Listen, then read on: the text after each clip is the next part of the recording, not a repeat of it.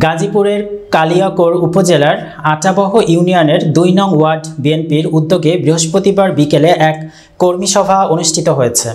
উপজেলার কাপাসিয়া চালা এলাকায় কর্মী সভাটি গাজীপুর জেলা বিএনপির সদস্য সচিব ডক্টর ব্যারিস্টার চৌধুরী ইশরাক আহমেদ চৌধুরীর পক্ষে আয়োজন করা হয়।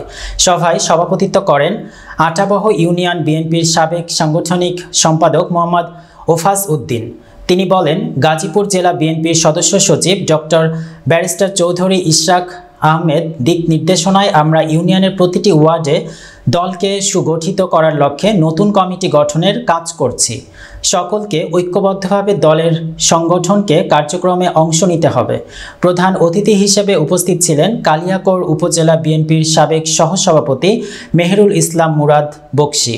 সভায় আরও উপস্থিত ছিলেন ইউনিয়ন ও ওয়ার্ড বিএনপির নেতাকর্মীদের পাশাপাশি উপজেলা পর্যায়ের বিএনপি ও অঙ্গ সংগঠনের বিভিন্ন নেতৃবৃন্দ।